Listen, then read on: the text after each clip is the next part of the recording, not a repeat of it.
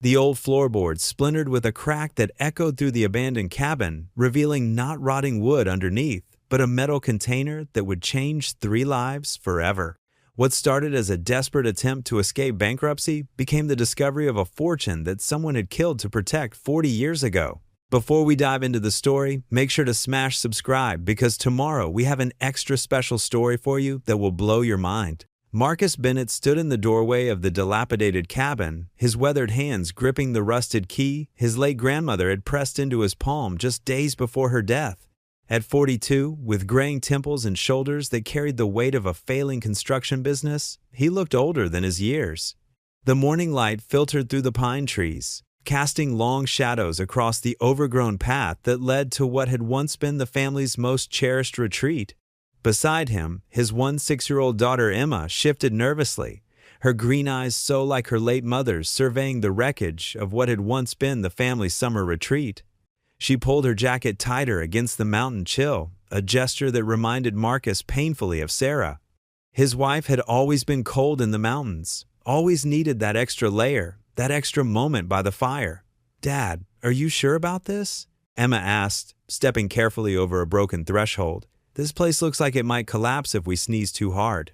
Marcus forced a smile he didn't feel. "It's all we've got left, Em. Either we fix it up and sell it, or we lose the house in Denver too." The truth was even worse than he'd let on. The bank had been patient, more patient than they deserved, but patience had limits. 3 missed payments on the business loan, 2 on the house. The credit cards maxed out, trying to keep the business afloat after they lost the Morrison Center contract to a competitor who'd underbid them by 30%. How they'd make any profit at those prices, Marcus couldn't fathom, but it didn't matter.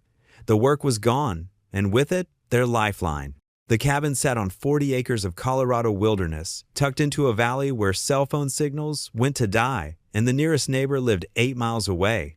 Marcus's grandmother, Rose Bennett, had inherited it from her father in the 1962nd, and the family had spent countless summers here until his grandfather's death 15 years ago. After that, Rose couldn't bear to visit, and the cabin had been left to slowly surrender to the elements. Marcus remembered those summers with painful clarity. Now, Emma taking her first steps on the cabin's porch, Sarah teaching her to identify wildflowers on the mountain trails, the 4 of them, back when there had been 4, roasting marshmallows over the outdoor fire pit his grandfather had built with stones from the creek. Sarah had loved this place, had talked about retiring here someday. "When we're old and gray," she'd say, "we'll sit on that porch and watch the elk pass by. And I'll finally have time to read all those books I've been collecting." The books were still in boxes in their basement. Sarah had been gone 2 years, 3 months, and 5 days. Not that Marcus was counting. Behind them, Marcus's best friend and business partner Jake Morrison unloaded tools from the truck. At 45, Jake was built like the linebacker he'd been in college, his dark skin glistening with sweat despite the cool mountain air. The construction company they'd built together over 2 decades was bleeding money, hemorrhaging clients to bigger firms that could afford to undercut their bids. "Place has good bones," Jake said, ever the optimist. "Nothing we can't handle." Jake had been there through everything the early days, when they'd worked out of Marcus's garage. The boom years, when they'd had more work than they could handle, and now, the decline. He'd been there the night the police came to tell Marcus about the accident, had held him up at Sarah's funeral, had practically moved in for those first terrible months when Marcus couldn't function and Emma needed someone stable. Marcus wasn't so sure about the cabin's bones. The roof sagged like a broken spine, half the windows were shattered, and something had been nesting in what used to be the living room. But they had no choice. The bank had given them 90 days to pay off their business loan or face bankruptcy. Their only hope was to restore this cabin and sell it to some city dweller looking for a mountain retreat. They spent the first day just clearing debris. Emma worked alongside them, her initial reluctance giving way to curiosity as they uncovered remnants of the cabin's past. A cast-iron stove that had somehow survived intact, hand-carved wooden beams that spoke of craftsmanship from another era, and in a protected corner, a faded photograph of Marcus's great-grandfather standing proudly beside the newly built cabin in 1952. Emma held the photo carefully, studying the man she'd never met. "He looks like you, Dad," Same nose, same way of standing with his weight on his left foot. Marcus looked closer. She was right. William Bennett stood with the same slight lean Marcus had developed after years of favoring his left knee, an old construction injury that acted up in cold weather. He built this whole place by himself, Marcus told Emma, carefully extracting the photo from its broken frame. Took him 3 years, working only on weekends. Why so long? Emma asked. He was a bank manager in Denver during the week. This was his escape, his dream. He used to say that a man needed a place where the world couldn't find him. Jake chuckled from across the room where he was assessing the fireplace damage. Sounds like he was running from something. The comment was meant lightly, but it landed heavy. Marcus had always wondered about that. His great-grandfather, William Bennett, had been a respected figure in Sutton, Denver's banking community, but there had always been whispers, half-heard stories that stopped abruptly when children entered the room. Rose had taken whatever secrets she knew to her grave, leaving only the cabin and a lifetime of unanswered questions. Her final words to him haunted Marcus now. She'd been lucid at the end, more lucid than she'd been in months, had gripped his hand with surprising strength and pulled him close. "The cabin will provide," she'd whispered. "When you truly need it, it will provide. Your great-grandfather made sure of that." He'd thought it was the morphine talking, the ramblings of a dying woman. Now, standing in the ruins of that promise, he wondered. Emma had retreated to a corner with a broom, attacking cobwebs with determined efficiency. She'd been doing that a lot lately, throwing herself into tasks to avoid thinking.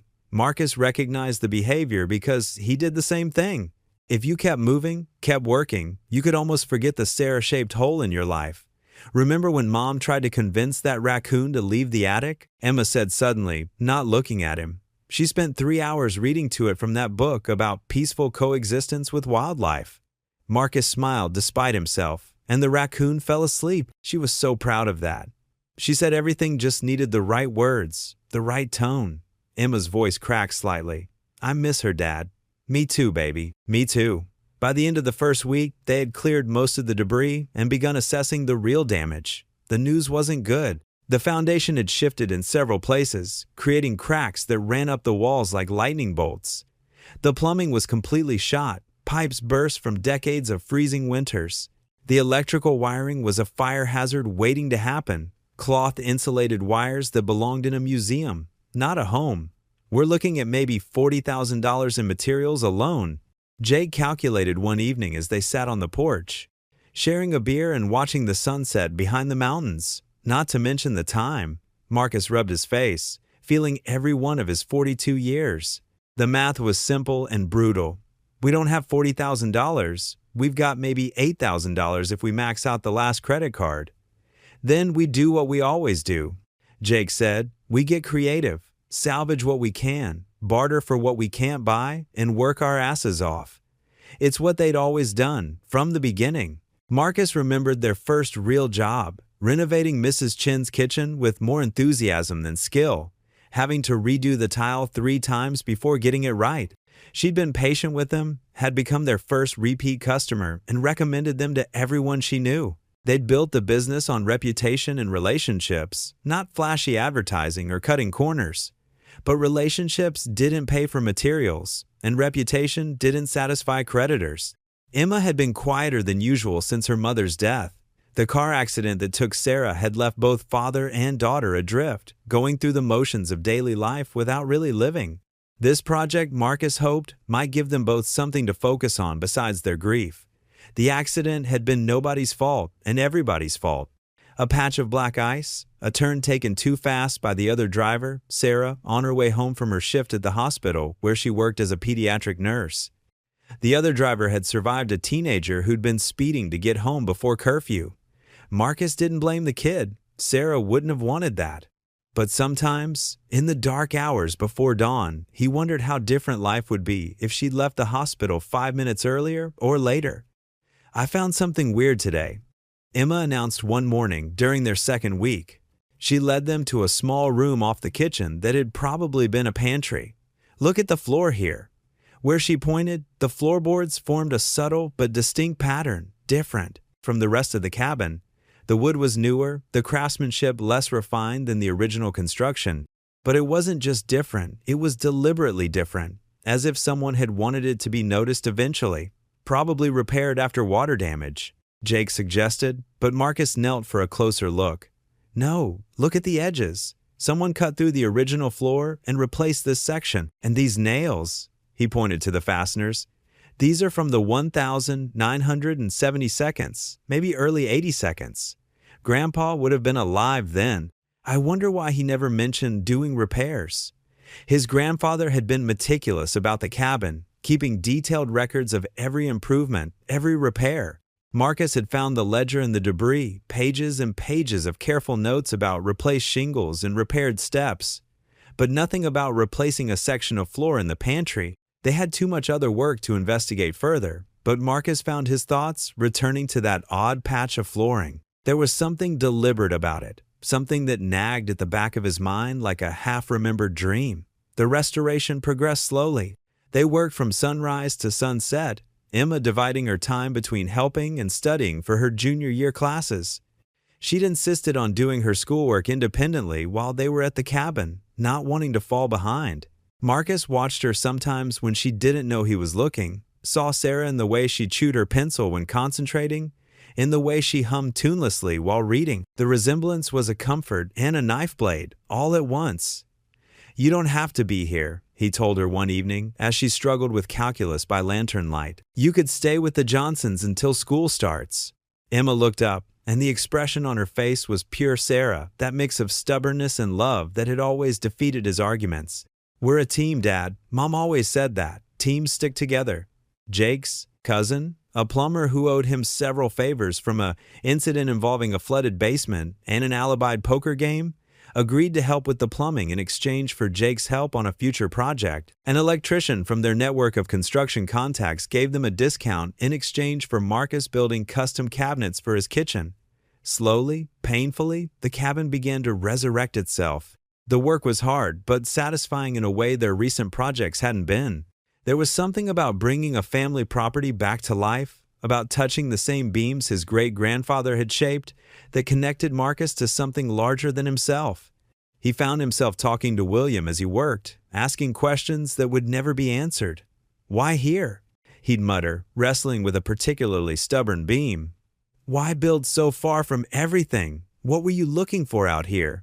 It was during the 4th week, while replacing rotten floorboards in the main room, that everything changed. Marcus was alone that day. Jake had driven to Denver for supplies, and Emma was down by the creek, claiming she needed to concentrate on a calculus assignment away from the noise of power tools. Marcus had been prying up boards systematically, checking the joists underneath for rot. The work was monotonous, rhythmic. Pry, pull, toss. Pry, pull, toss. His mind wandered to bills and deadlines, to Emma's college fund that he'd had to raid, to Sarah and how she would have loved seeing the cabin come back to life. The crowbar slipped, driving deeper than Marcus intended, and the floorboard didn't just crack, it shattered, revealing not the expected subfloor, but a metal surface. Marcus's heart began to race. He carefully removed more boards, his movements now precise and deliberate, revealing what appeared to be a steel container about 3 feet long and 2 feet wide. Built into the floor itself, it was sealed with a heavy padlock that had rusted but not failed. For a long moment, Marcus just stared. His mind cycled through possibilities: a time capsule, old family documents, maybe bonds or stock certificates. His grandmother's words echoed, "The cabin will provide." Then, with shaking hands, he reached for his phone to call Jake, only to remember there was no signal. He was alone with this discovery, whatever it was. The padlock was strong but not impervious to 40 years of moisture. After 20 minutes of work with a hacksaw, it fell away. Marcus paused, some instinct warning him that opening this container would change everything. He thought of Pandora's box, of secrets that should stay buried. Then he thought of the foreclosure notice sitting on his desk in Denver, of Emma's college dreams evaporating, of everything they stood to lose. He lifted the lid. Cash. Stacks and stacks of cash, wrapped in plastic and seemingly untouched by time. The bills were old hundreds from the 1,970 and early 1,980, but cash didn't expire. Beneath the money were documents, photographs, and at the very bottom, 3 gold bars that gleamed dully in the afternoon light filtering through the newly repaired windows. Marcus sat back on his heels, mind reeling. He carefully counted the visible bills, all hundreds, all from the 1,970 seconds and early 1,980 seconds. A rough estimate put it at over $2 million in cash alone. The gold bars, depending on their purity and current prices, could be worth even more. But it was the documents that made his hands truly shake. Bank records showing massive transfers, photographs of his great-grandfather with men Marcus didn't recognize, and newspaper clippings about a bank heist in 1982 where $12 million had vanished without a trace. The main article was from the Denver Post, yellowed with age but still legible. 12 million vanishes in elaborate bank heist. Federal investigators are baffled by the disappearance of $12 million in cash and gold bullion intended for a major infrastructure project. The armored car carrying the funds was found abandoned on a mountain road, its guards unconscious but unharmed.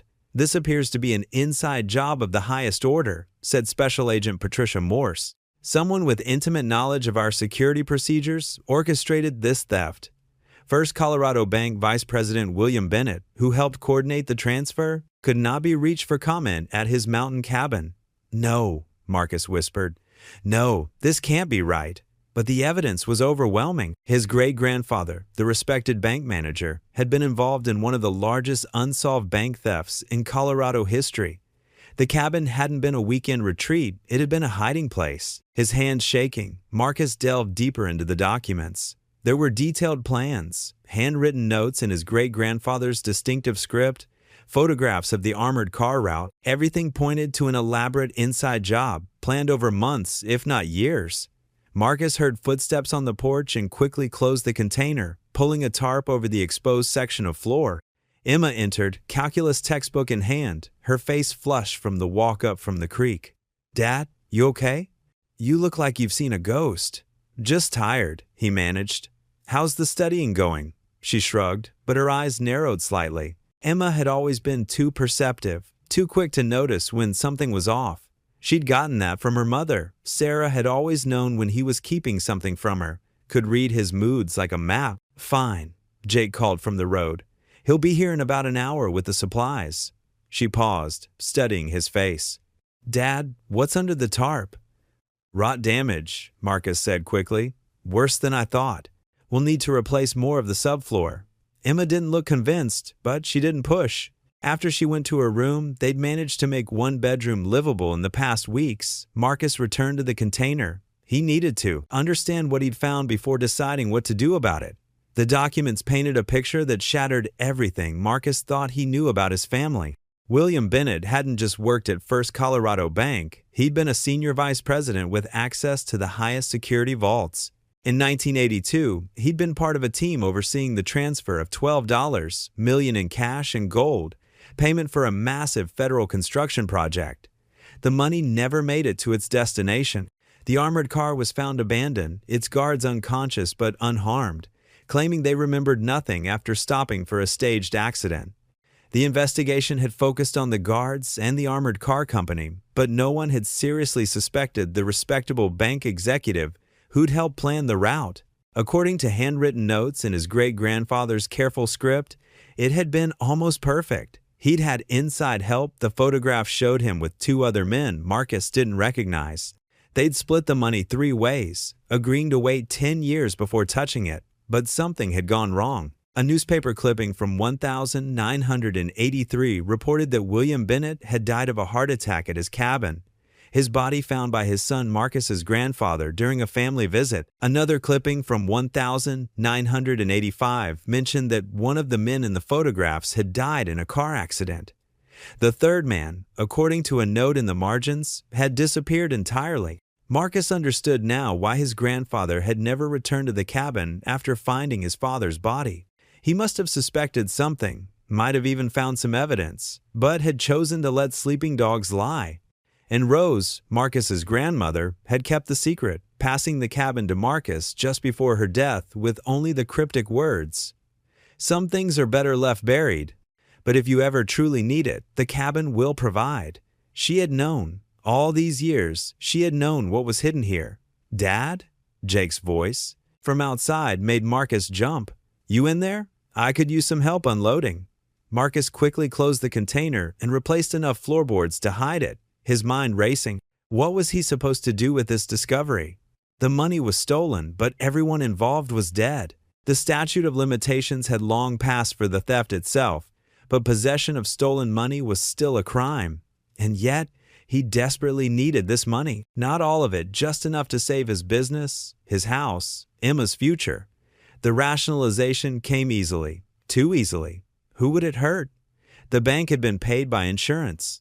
The insurance company had long since written off the loss. No one was looking for this money anymore. And hadn't his family already paid a price? His great-grandfather dead at 62, his grandfather haunted by suspicions, his grandmother keeping a terrible secret. He helped Jake unload supplies, trying to act normal while his thoughts churned. As they worked, a plan began to form. He couldn't use the old bills, they'd raised too many questions. But the gold. Gold could be sold quietly, a bit at a time. Enough to pay off the business loans, fix the cabin properly, maybe even set aside money for Emma's college. "You all right?" Jake asked as they carried in lumber. "You seem distracted." "Just thinking about Sarah," Marcus lied, hating himself for using his dead wife as an excuse. "Being here, working with my hands. She always said I was happiest when I was building something." It was true, at least. Sarah had understood him in ways no one else did. She would have known immediately that something had changed, would have gotten the truth out of him within hours. But Sarah wasn't here, and the burden of this secret was his alone. Jake squeezed his shoulder in silent sympathy. They'd been friends since high school, been best man at each other's weddings, held each other up through divorce, Jake's and death, Marcus's. If there was anyone Marcus could trust with this secret, it was Jake. But trust was a luxury he couldn't afford. Not yet.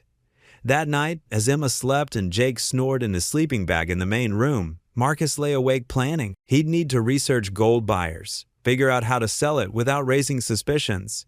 He'd need a story for where the money came from when he paid off the loans. He'd need a floorboard creaked outside his door.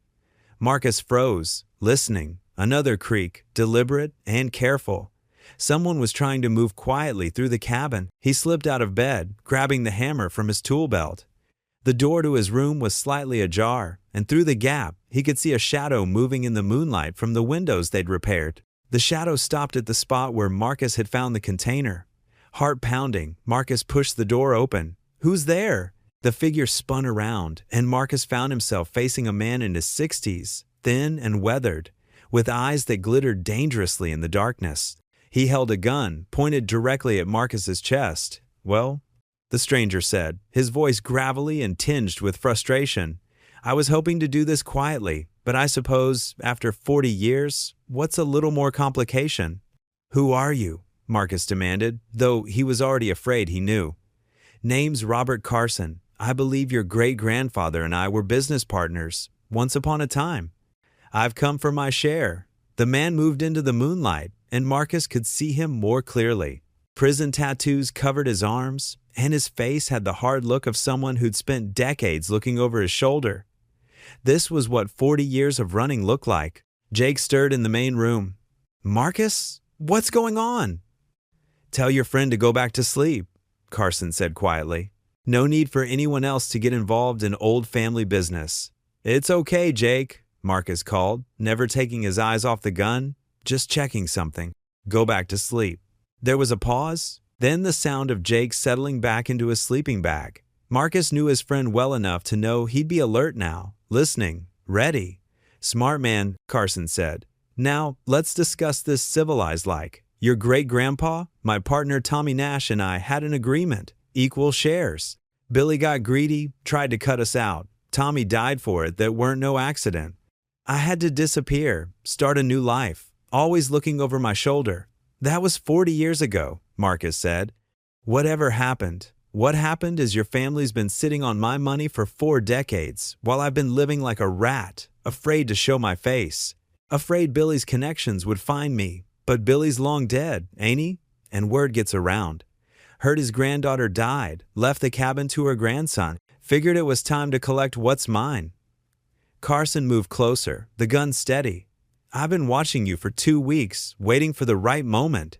You found it today, didn't you? Don't bother lying. I saw how you acted after, all nervous and twitchy. 2 weeks." This man had been watching them for 2 weeks, watching Emma, watching everything. The violation of it made Marcus's skin crawl.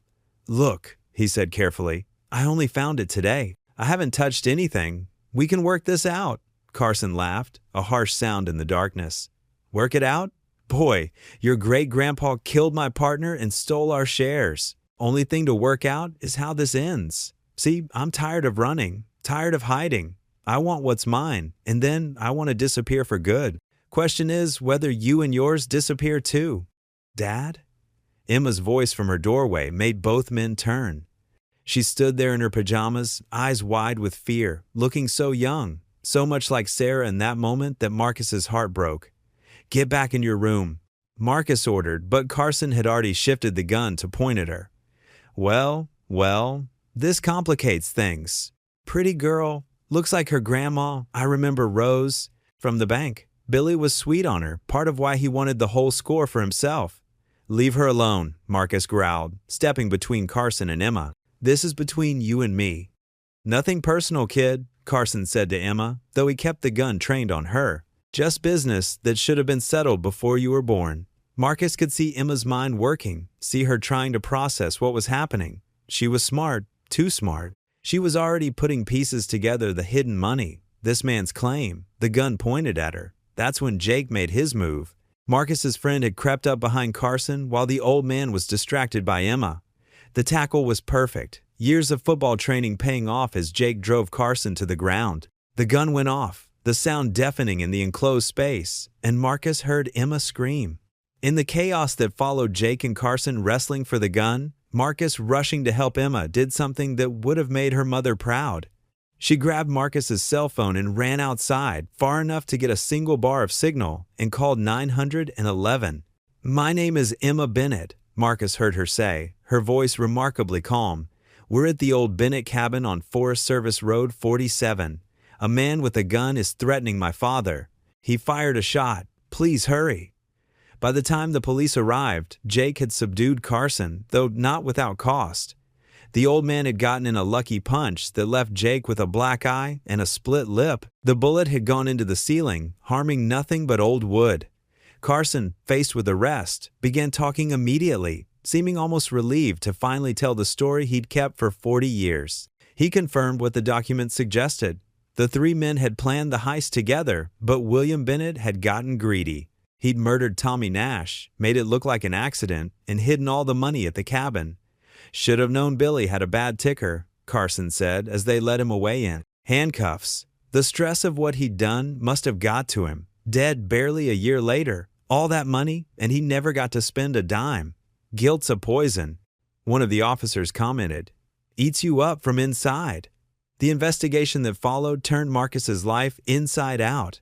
Federal agents swarmed the cabin, cataloging every bill, every document, every piece of evidence. The story made national news. Family discovers grandfather's $12 million secret. Marcus, Jake, and Emma were subjected to intense scrutiny, their every financial record examined. The media attention was relentless. Reporters camped outside their Denver home, followed Emma to school, ambushed Jake at job sites. Everyone wanted to know how it felt to discover your family's dark secret, to learn your heritage was built on blood money. Emma handled it with remarkable grace, but Marcus could see the toll it took. She'd already lost her mother. Now she was losing her family's reputation, her sense of identity. "I keep thinking about great-great-grandpa," she told Marcus one evening, after a particularly aggressive reporter had cornered her at school. "Do you think he was always bad, or did he just make one terrible choice?" "I don't know, baby," Marcus admitted. "Maybe both, maybe neither. People are complicated." In the end, the authorities determined that Marcus had no knowledge of the crime before finding the hidden container. The statute of limitations had indeed passed on the theft itself, but the money still belonged to the insurance company that had covered the loss 40 years ago, or at least most of it did.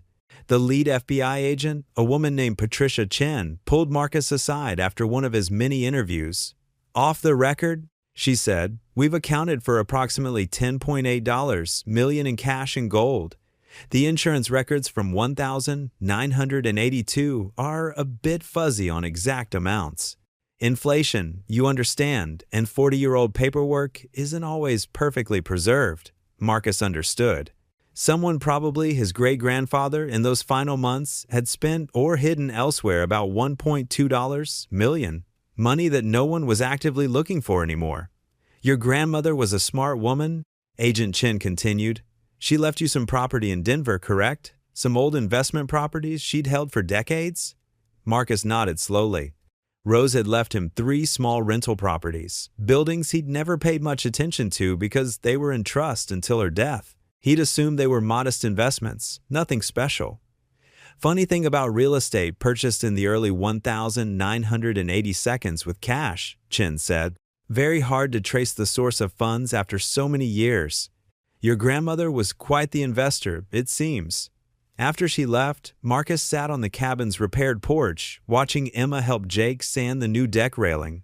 The FBI's construction crew had finished what they'd started, completing the restoration as they searched for additional hidden compartments. They'd found nothing else, but they'd finished the work Marcus had started. The cabin was beautiful now, fully restored to its original glory and beyond. New windows gleamed, the roof stood strong and straight, fresh stain brought out the warm tones of the logs. It was what William Bennett had probably envisioned when he'd built it a mountain sanctuary, a place of peace. The irony wasn't lost on Marcus. The media attention had an unexpected benefit.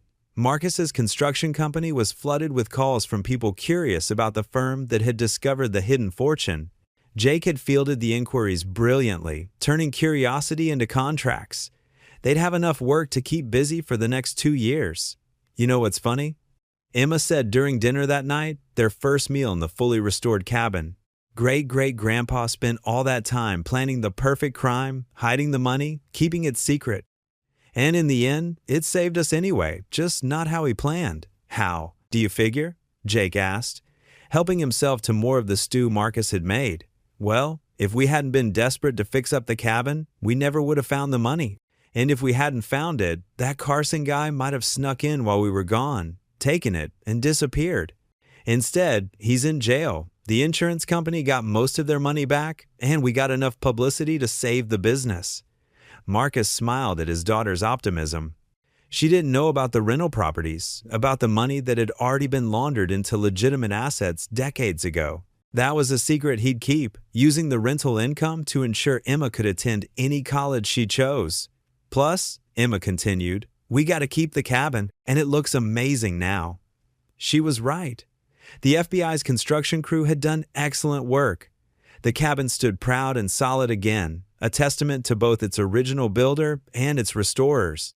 They'd even found and framed more family photographs hidden in the walls, images of William Bennett that showed him as Marcus preferred to remember him. A craftsman, a dreamer, a man who'd built something beautiful even if he'd lost his way.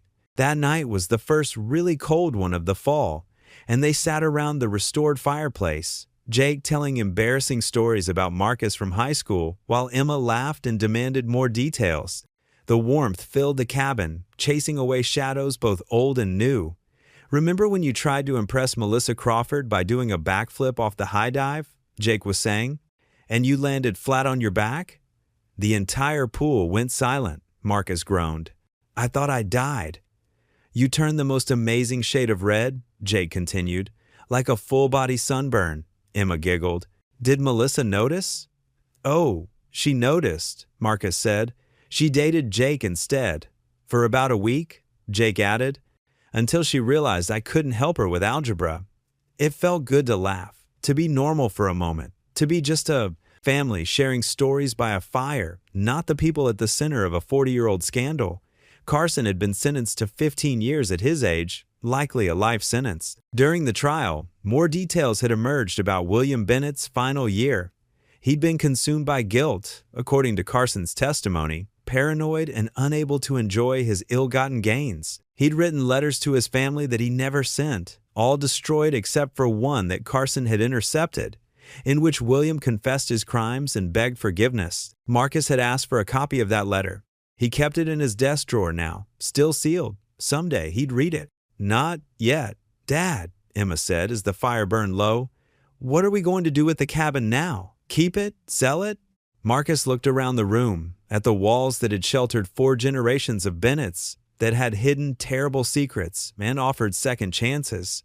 I think we keep it, he said.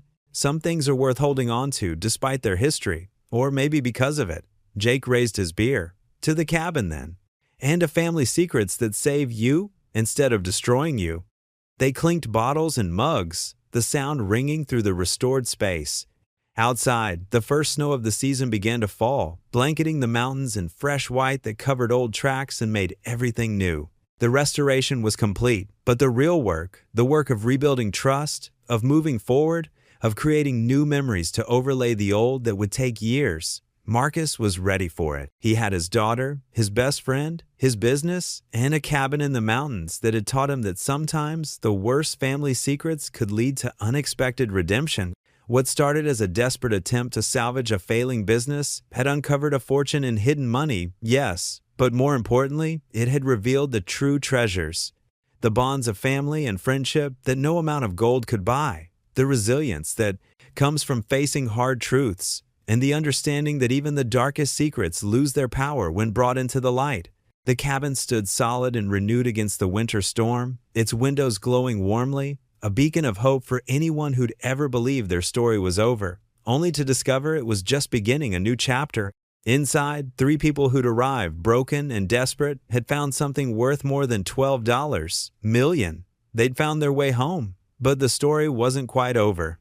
6 months later, as spring returned to the mountains, Marcus stood in the cabin's doorway reading a letter that had arrived with no return address. Emma was at school. She decided to attend Colorado College, close enough to visit but far enough to have her own life. Jake was managing a construction site in Denver, their biggest project yet. Marcus had driven up alone to check on the property, something he did regularly now. The mountains in spring were a revelation. Wildflowers carpeted the meadows, streams ran full with snowmelt, and the air carried the scent of pine and possibility.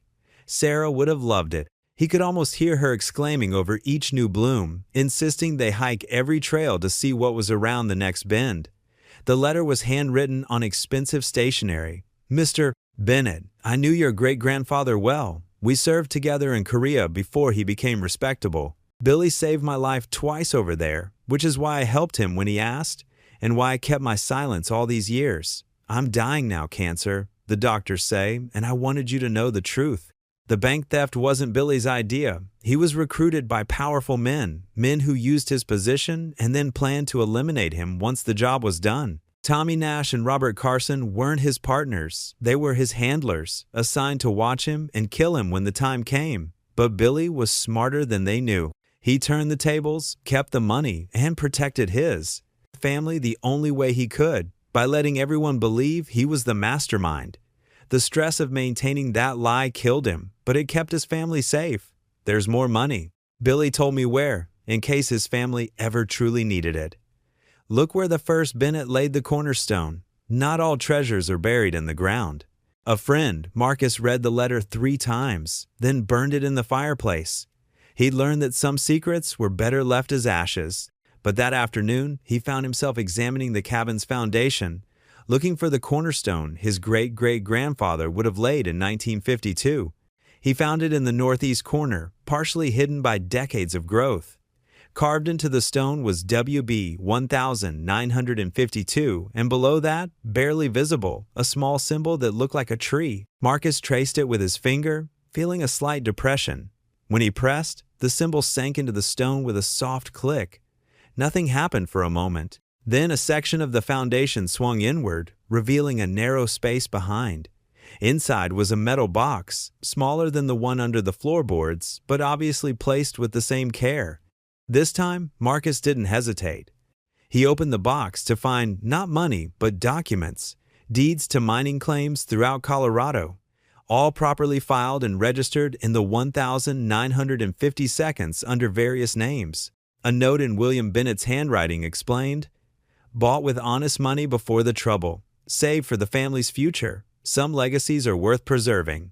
There was more. Photographs of William in Korea, standing with the man who'd written the letter. Military commendations. A Medal of Honor for saving 3 men under heavy fire. Evidence of the hero William had been before he'd become something else. Marcus spent the next month quietly researching the claims. Most were worthless, played out, or never valuable to begin with. But 3 showed promise, especially with modern extraction methods unavailable in the 1,950 seconds. Conservative estimates suggested they could be worth millions if properly developed. This time, Marcus didn't keep the secret alone. He told Emma and Jake everything, showing them the claims and explaining their provenance. Together, they formed a family trust, bringing in lawyers to ensure everything was legal and above board. So great-great-grandpa was a hero after all? Emma asked after absorbing the full story. I don't know about hero, Marcus said carefully.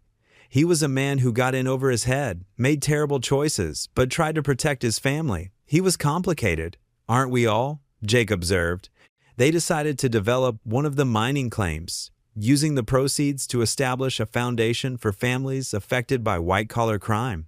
It seemed fitting, taking wealth built on tragedy and transforming it into something healing. The cabin became their retreat and headquarters, a place where 3 people who'd stumbled onto a fortune and secrets learned to build something better than gold, a future founded on truth, hard work, and the understanding that redemption isn't about erasing the past, but about choosing what to do with it. What happens next will shock you as the family uncovers one final secret that connects their past to powerful people still seeking what was hidden. The truth about why those men really wanted William Bennett dead reveals a conspiracy that goes deeper than anyone imagined. Stay tuned to see what happens next. If you're enjoying the story, please like, share, and subscribe for more. The call came on a Tuesday morning, 2 years after they'd found the mining claims. Marcus was in his Denver office, reviewing contracts for a major commercial project. Their business had grown beyond anything he'd imagined. The secretary knocked, her expression concerned. There's a woman here to see you. Says it's about your great-grandfather. She looks official. The woman who entered was in her 50s, professionally dressed, with steel gray hair and eyes that seemed to catalog every detail of the room before settling on Marcus. Mr. Bennett, my name is Director Catherine Walsh, Federal Reserve. I believe you found something that belongs to us. Marcus kept his expression neutral. The stolen money was returned to the insurance company 2 years ago. I'm not talking about the bank theft. She placed a photograph on his desk. William Bennett standing with 2 men in military uniforms. I'm talking about what your great-grandfather took from Korea, what he was really hiding. Marcus studied the photo. He'd never seen it before, but one of the uniformed men looked familiar, the same sharp features he'd seen in the letter from his great-grandfather's friend. I don't understand, he said carefully. Director Walsh smiled thinly. In 1951, your great-grandfather's unit discovered something in Korea, not gold or money documents, proof that several major American corporations had been secretly trading with the enemy, selling weapons and supplies to both sides. The men who discovered this were supposed to destroy the evidence. Instead, they kept it as insurance.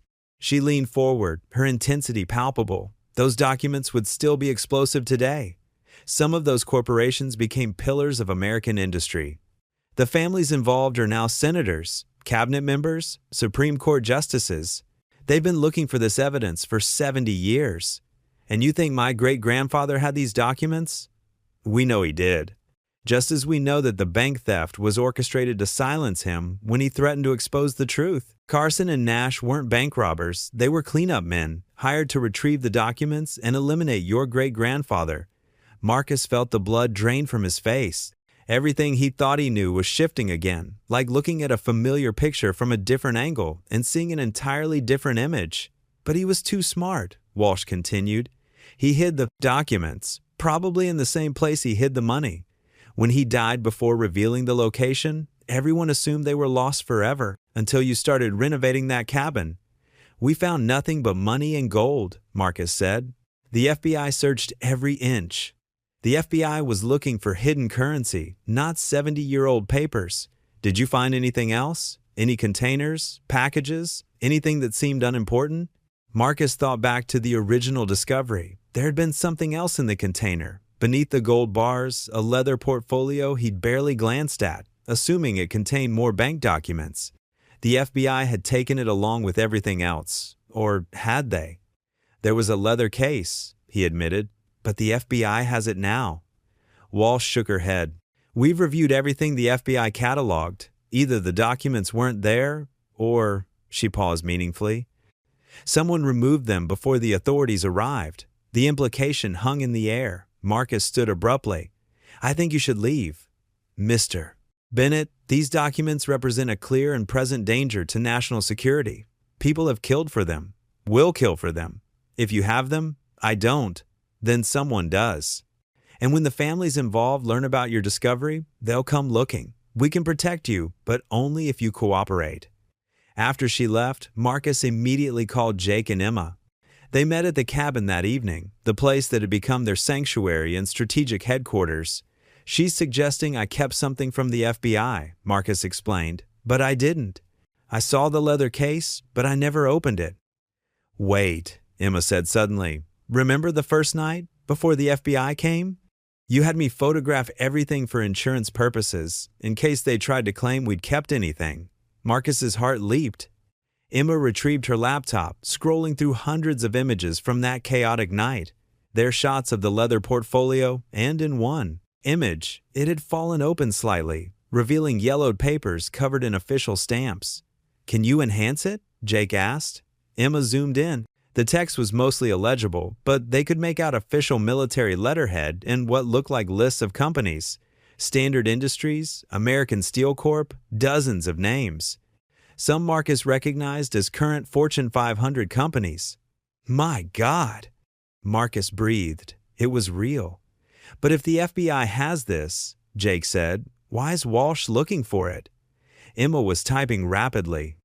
I'm checking the FBI evidence log from our case. Here, everything's listed: money, gold, bank documents, no mention of any leather portfolio.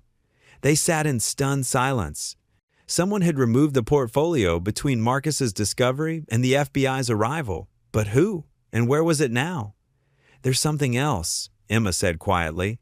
That night, when Carson showed up, remember I ran outside to call 911? I grabbed more than just your phone, Dad. I grabbed the leather portfolio too.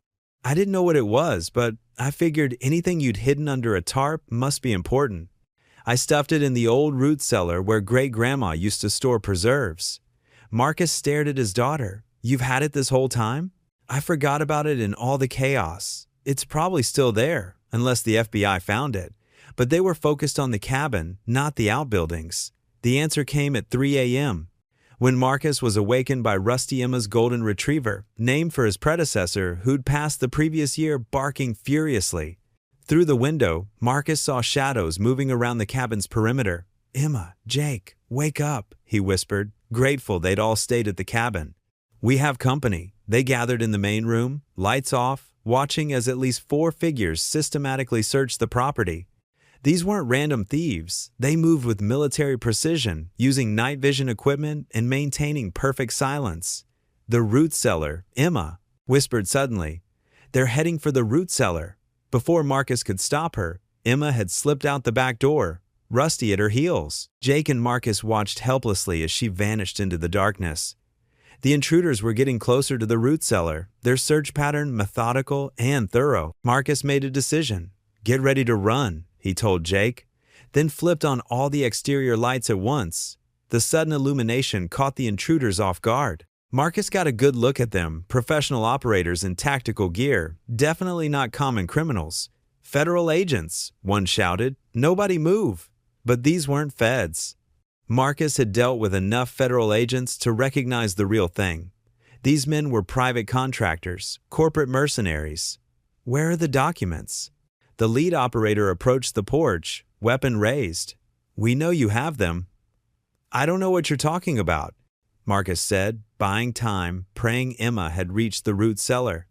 William Bennett stole classified materials in Korea. Those materials surfaced when you opened his hiding spot. We want them back. The FBI took everything, the man smiled coldly. No, they didn't. Someone was clever enough to remove the most important item. We've already checked with your friend Jake's ex-wife. your daughter's roommate from last semester. They know nothing. That leaves you. A gunshot split the night. Not from the mercenaries from the tree line. Director Walsh emerged, accompanied by a real federal tactical team.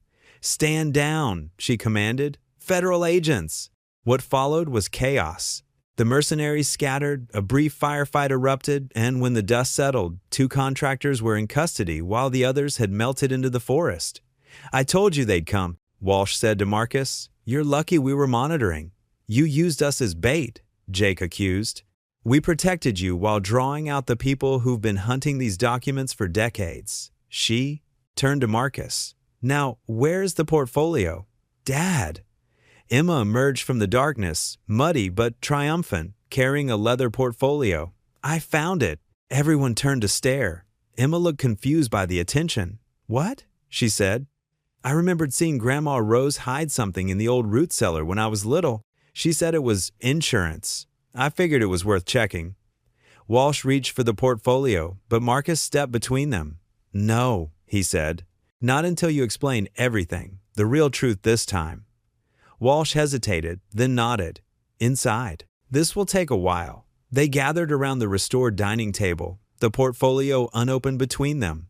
Outside, federal agents secured the perimeter. "In 1951, Walsh began, "your great-grandfather's unit stumbled onto a massive supply depot that wasn't supposed to exist. It was run by American contractors, selling weapons to Chinese forces. The operation went all the way to the top senators, generals, captains of industry. William Bennett and 2 others documented everything before the depot was destroyed in an accidental fire that killed most of the unit." She gestured to the portfolio.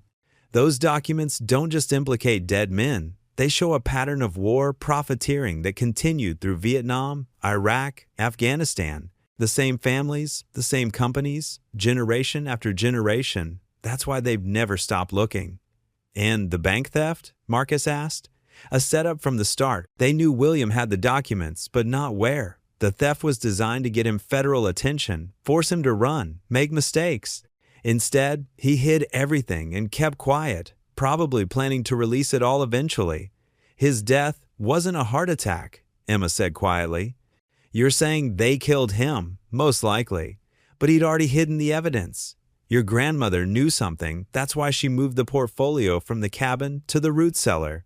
She was protecting it, and you." Marcus opened the portfolio with trembling hands. Inside were dozens of documents, shipping manifests, bank transfers, coded communications, and photographs of American military equipment in enemy hands. Names jumped out, some he recognized as current political and business leaders.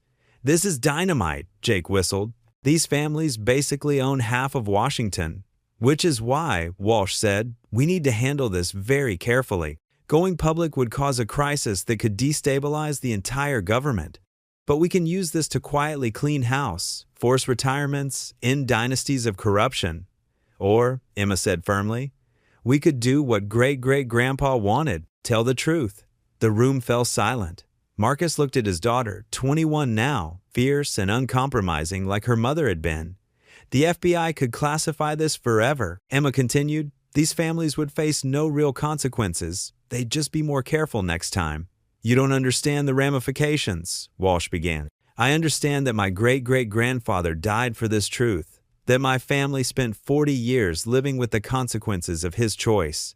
That won't end with another cover-up." Marcus felt a surge of pride. "She's right. This ends now, in the light." Walsh's expression hardened. "I can't let you." "Yes, you can," a new voice said from the doorway. Everyone turned to see an elderly man in a wheelchair, pushed by one of Walsh's agents. He was perhaps 90, thin but alert, with eyes that held decades of secrets. "My name is Colonel James Patterson," he said. "I served with William Bennett in Korea. I'm the one who wrote you that letter, Mr. Bennett, and I'm here to ensure my friend's last wishes are honored."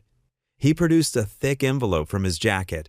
"William gave me this before he died, told me to deliver it only when the whole truth could be revealed. I've waited 40 years. I won't wait any longer."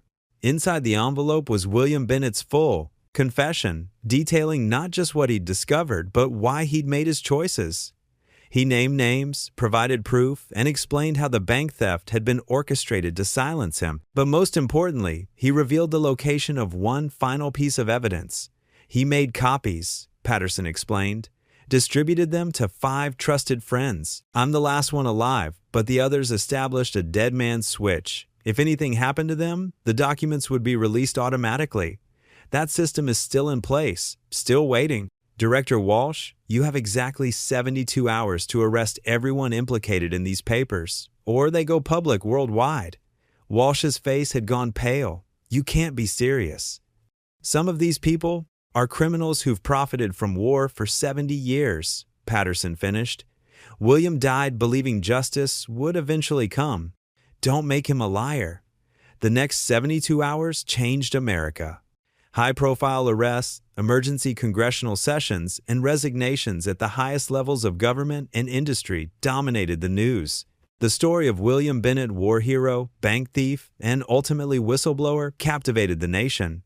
Marcus, Emma, and Jake found themselves at the center of a media storm, but they weathered it together, supported by the truth and by the cabin that had sheltered so many secrets. The scandal exposed by the documents reached further than anyone imagined. Dozens of officials resigned, several corporations faced federal prosecution, and new oversight measures were implemented to prevent future war profiteering. Emma became an advocate for government transparency, using her platform to push for stronger whistleblower protections. The mining claims they discovered proved valuable indeed, but Marcus insisted the profits go to veterans organizations and families affected by the wars that had enriched the exposed conspirators. It seemed fitting turning blood money into healing funds. Colonel Patterson passed, away 6 months after the revelations, finally at peace. At his funeral, Marcus learned that Patterson had been more than William's friend. He'd been the one who helped fake the heart attack, giving William time to hide the evidence before the killers arrived. A final act of loyalty in a war that had never really ended. Your great-grandfather saved my life in Korea, Patterson had written in a final letter to Marcus. I couldn't save his, but I could preserve his truth. Now that debt is paid. The cabin still stands in the Colorado mountains, no longer hiding secrets but hosting family gatherings where the whole truth can be told. Emma brings her law school friends there, teaching them about integrity and the courage to stand against corruption. Jake's construction company, now thriving, maintains the property as a personal project. And Marcus, he keeps a photo on the mantle. William Bennett in his army uniform, young and idealistic, before the weight of terrible knowledge changed his path. Below it sits a simple plaque. Truth is the only foundation that lasts.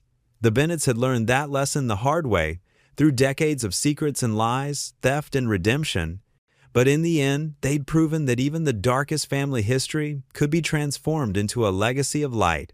Sometimes, late at night when the wind whispers through the pines, Marcus swears he can feel his great-grandfather's presence in the cabin, not a ghost, but a satisfied spirit finally at rest. The burden of truth has been passed on and honored. The circle is complete. The $12 million hidden under the floorboards had been only the beginning. The real treasure was the truth William Bennett had died protecting and the courage of his descendants to bring it into the light. That inheritance, unlike stolen money, could never be taken away. In the end, the cabin that had hidden America's darkest secret became the birthplace of its reckoning. And that, Marcus often thinks, as he watches the sun set over the mountains, is a restoration worth every sacrifice they'd made to achieve it. The story made Hollywood come calling, but the family turned down every offer. Some truths they'd learned were too important to be turned into entertainment. Instead, they established the Bennett Foundation for Investigative Journalism, funding reporters who dug into corruption and war profiteering. Because William Bennett's war had never really ended, it had just passed to a new generation, one that understood that the price of truth was eternal vigilance, and that sometimes the greatest act of patriotism was refusing to keep your country's darkest secrets. The cabin stands ready for the next battle, the next truth that needs telling.